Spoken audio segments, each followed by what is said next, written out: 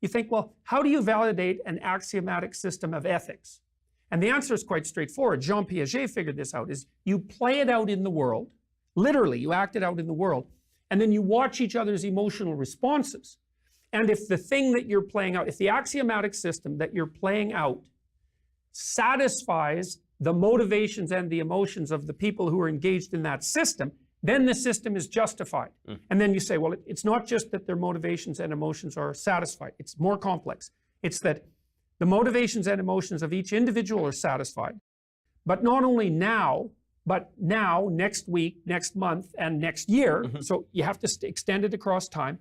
And not only my emotions and motivations, but yours as well, now, next week, next month, and across time. So there's terribly tight constraints placed upon an axiomatic system's validity. Now, the way Jean Piaget thought of that, he said, well, think about it like a child's game.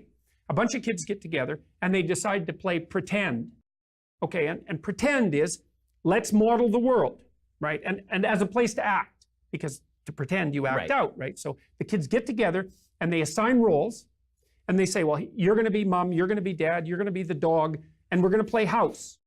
And then they act it out. And what they're doing is seeing if they can regulate the manner in which they're constructing the game so that everyone's emotions and motivations are so well satisfied that they want to continue the game. Okay. And so that's so cool. So what it shows you is that's how an ethical system is tested and justified. It's like you play it out and you see if everyone wants to keep playing.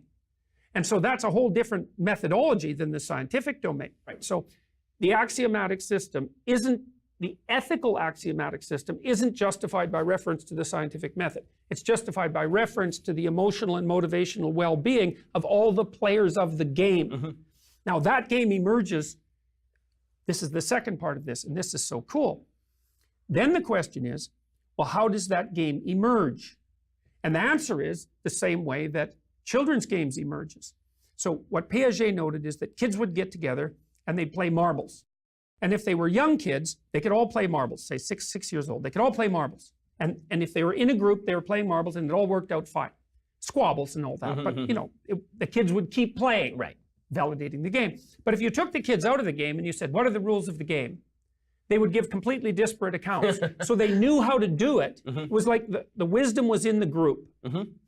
The wisdom was fragmented enough among the individuals, so if you pulled the individuals out, they'd give disparate accounts. But if you put them all together, they could play the game. But then if you waited till they were 11 or 12 and you pulled them out of the game, then they could tell you the rules. Then at 14 or 15, they would be willing to, this is with more sophisticated games, they would be more willing to regard themselves as makers of the rules. Okay, so here's how it happens in an evolutionary sense. People, going all the way back to our primate forebears, organize themselves into functional hierarchies. Okay, and the hierarchies are complex, and they're not just based on power, despite what the idiot Marxists say. Even de Waal has noted that chimpanzee hierarchies are unstable if they're only based on power. They don't last. They degenerate into violence. So you have a hierarchy that works, but it's acted out. No one knows why it works. It works because everyone seems to be happy with it. Okay, and so those hierarchies get more complex and more sophisticated, and then people start to observe them and talk about them. It's like, oh, well, we've got this hierarchy here. What's it like? And then they spin off dramas about the hierarchy. Here's a hero who climbed up the hierarchy, and here's what a hero looks like. Okay, so then you get the idea of hierarchy, and then you get the idea of the hero as the person who moves up the hierarchy and generates it. Okay, then out of that, you get the extraction of the idea of the hero, and then you get development of that idea. And it's out of that that you get the monotheistic religions.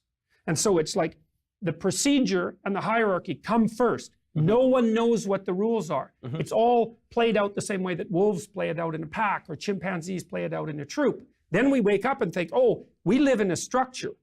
Here's the structure. That would be Osiris in the Egyptian mythologies. Here's the structure. Here's how the structure goes wrong. Here's what the structure does. Here's its tyrannical aspect. Here's what you have to do to generate the structure and to thrive in it.